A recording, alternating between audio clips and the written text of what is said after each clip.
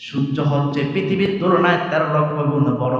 কেউ যদি আরশে আজিমে যেতে হয়, অবশ্যই তাকে সূর্য ভেদ করে যাওয়া লাগবে। আর সূর্য ভেদ করে যাওয়ার ক্ষমতা পৃথিবীর কোনো মাখলুকের, কোনো মানুষের এটা নাই। কারণ সূর্যের মধ্যে তাপ আছে না নাই? সূর্যের মধ্যে তাপ আছে 1,40,00,000 ডিগ্রি সেলসিয়াস। কত? সূর্যের ভিতরে তাপ আছে 1,40,00,000 ডিগ্রি সেলসিয়াস। তাপ সূর্যের মধ্যে আছে মাত্র 1538 ডিগ্রি সেলসিয়াস। তাপ দিলে লোহা গলে পানি হয়ে যায়। আপনাদের কাছে আমার প্রশ্ন, লোহা গলানো হয় কি দিয়ে? আগুন দিয়ে না, লোহা গলানো হয় 1538 ডিগ্রি তাপ দিলে যদি লোহা গলে পানি হয়ে যায়, তাহলে 1,40,00,000 ডিগ্রি সেলসিয়াস তাপমাত্রা দিয়ে মোহাম্মদ নবী কেমন করে আল্লাহর আরশে আজিমে যাবে? বিজ্ঞানীরা কয় এটা অসম্ভব।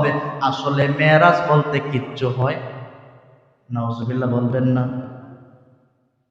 বিজ্ঞানীরা আজকে কুল কিনারা খুঁজে পায় না। আল্লাহ রাব্বুল আলামিন বললাম, দুনিয়ার মানুষ, আমি আল্লাহ রাব্বুল আলামিন ভালো করে জানি তোমরা এটা বিশ্বাস করবে না। কারণ আমি আল্লাহ তাআলা আমার রাসূলকে দিয়ে এমন এক ঘটনা ঘটিয়ে দিয়েছি, এটা বিশ্বাস করার মতো। এই জন্যই তো আমি আল্লাহ রাব্বুল আলামিন মেরাজের আলোচনা করার সময় আমি আল্লাহ নিজে সুবহান শব্দ ব্যবহার করেছি। চিল্লায়ে বলুন কি? সুবহান শব্দ ব্যবহার করেছি। এই যে আমরা যখন কোন আশ্চর্য কিছু শুনি, তখন আমরা কি বলি? সুবহানাল্লাহ বলি না? যখন আমরা আশ্চর্য কিছু শুনি, তখন আমরা সুবহানাল্লাহ বলি। সুবহানাল্লাহ। যখন আমরা কোনো খুশির সংবাদ শুনি, তখন বলি আলহামদুলিল্লাহ। আবার যখন আমরা বিপদের সংবাদ শুনি, তখন বলি কি? ইন্না লিল্লাহ। যখন আমরা আশ্চর্য কিছু শুনি, তখন আমরা সুবহানাল্লাহ বলি। কোরআন আল্লাহ রাব্বুল আলামিন মেরাজের আলোচনা শুরু করার সময় আল্লাহ রাব্বুল আলামিন নিজেই শুরুতে বললেন, সুবহানাল্লাযী আসরা বিআবদিহি লাইলাম মিনাল মাসজিদিল হারামি ইলাল মাসজিদিল আকসা। আমি আল্লাহ রাব্বুল আলামিন মেরাজের আলোচনা করার সময় আমি আল্লাহ নিজেই শুরুতে সুবহান শব্দ ব্যবহার করেছি।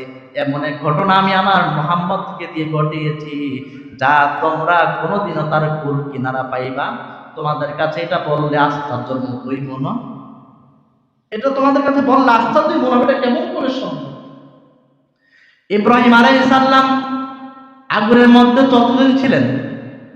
40 দিন ছিলেন আগুনের ভিতরে। আগুনের মধ্যে নমরুদ আগুনের মধ্যে ইব্রাহিম আলাইহিস সালামকে নিক্ষেপ করলেন। 40 দিন ছিলেন।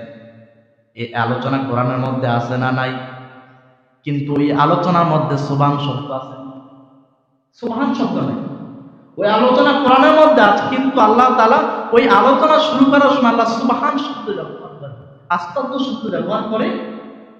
আবার ইউনূস আলাইহিস সালাম মাছের পেটে ছিলেন 40 দিন। এমন আলোচনা কোরআনুল কারীমের মধ্যে আছে, কিন্তু ওই আলোচনা করার সময় আল্লাহ তাআলা সুবহান শব্দ ব্যবহার করেন। আগুনের মধ্যে মানুষ থাকবে কিভাবে? কারণ আগুনের মধ্যে তো অক্সিজেন নাই, বাতাস নাই। অক্সিজেন ছাড়া, বাতাস ছাড়া মানুষ 5 মিনিটের বেশি বাঁচতে পারে না। কিন্তু ইব্রাহিম আলাইহিস সালাম আগুনের মধ্যে 40 দিন ছিলেন। 40 দিন পর আল্লাহ রাব্বুল আলামিন তার নবী ইব্রাহিমকে আবার সুস্থ অবস্থায় পাঠিয়ে দেন। কিচ্ছু হয় না, ইব্রাহিমের একটা পশমও চলে। হযরত ইউনূস আলাইহিস সালাম মাছের পেটের মধ্যে ছিলেন। মানুষ জীবিত থাকার জন্য খাবার দরকার আছে না নাই? খাবার ব্যতীত, পানি ব্যতীত মানুষ 20 থেকে 21 দিন বাঁচবে। কিন্তু ইউনূস আলাইহিস সালাম মাছের মধ্যে 40 দিন ছিলেন। কেমন আশ্চর্য কথা! কিন্তু আল্লাহ তাআলা এমন আলোচনা কোরআনুল কারীমের মধ্যে করেছেন, কিন্তু ওই আলোচনা করার সময় আল্লাহ তাআলা সুবহান শব্দ ব্যবহার করেন। ওই আলোচনা ব্যবহার করার সময় আল্লাহ সুবহান শব্দ ব্যবহার করেন না। আল্লাহ রাব্বুল আলামিন বলে, মেরাজের কাহিনী যখন আল্লাহ নিজেই সুবহান শব্দ দিয়ে এর মানে হলো আমি আল্লাহ রাব্বুল আলামিন এমন এক ঘটনা ঘটাইছি কিয়ামত পর্যন্ত বান্দা তোমরা তা অবিশ্বাসের মতোই মনে হবে। কি?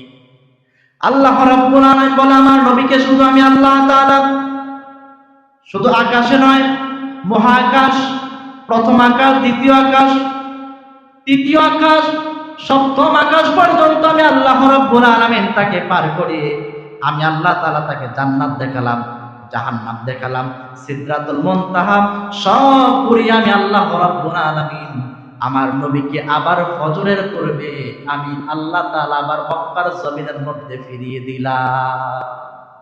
সব ঘুরাইছে, ঘুরানোর পরে আবার আল্লাহ তাআলা ফজরের পূর্বে তার রাসূলকে আবার দুনিয়ার জমিনের মধ্যে ফিরিয়ে দিয়েছে। কেমন না বিষয়টা, এটা কেমনে সম্ভব নয়?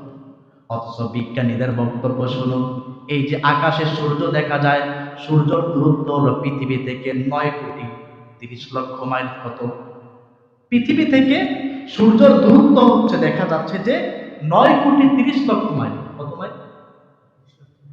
9,30,00,000 মাইল দূরত্ব পৃথিবী থেকে সূর্যের দূরত্ব। পৃথিবী তো 9,30,00,000 মাইল দূরত্বর আলোটা তাপটা পৃথিবীর জমিনের মধ্যে আসতে সময় লাগে 8 মিনিট 22 সেকেন্ড। কত সেকেন্ড? 8 minute 22 second. 9,30,00,000 মাইল দূরত্বর সূর্য প্রতি সেকেন্ডে আলোর গতি 1,86,000 মাইল। প্রতি সেকেন্ডে আলোর গতি হচ্ছে 1,86,000 মাইল। তাহলে সূর্য প্রতি সেকেন্ডে 1,86,000 মাইল বেগে তারা দুনিয়াতে তাপ বিকিরণ করছেন। 8 মিনিট 22 সেকেন্ডে সূর্যের তাপ দুনিয়ার মধ্যে আসে। কিন্তু বিজ্ঞানীরা বলে আকাশে আল্লাহ রাব্বুল আলামিন এমন কিছু তারকা বানিয়েছেন, পৃথিবীর বয়স তাদের ধারণা হলো 1500 কোটি বছর, সূর্যের বয়স হচ্ছে 500 কোটি বছর। কত? সূর্যের বয়স হচ্ছে 500 কোটি বছর।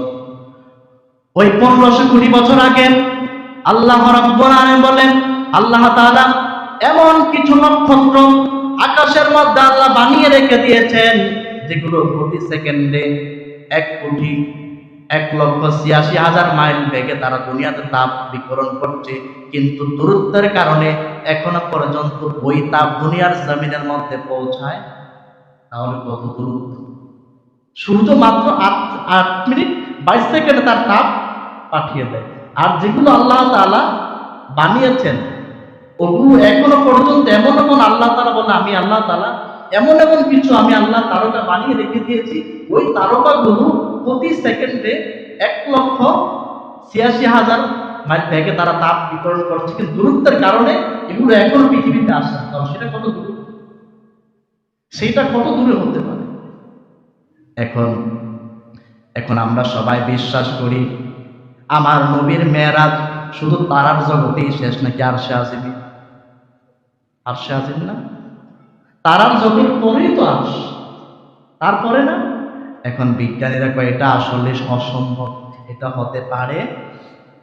তাহলে সেখান থেকে এক রাতে আবার মোহাম্মদ নবী কেমন করে দুনিয়াতে ফিরে আসে? আসলে মেরাজ বলতে কিচ্ছু হয় না, কারণ তারা অঙ্কের হিসাব করছে। কিসের হিসাব? অঙ্কের হিসাব আসলে তো মিলে না। মিলবে নাকি? আপনি যদি অঙ্ক হিসাব করেন এই হিসাব মিলবে? কখনো মিলবে না।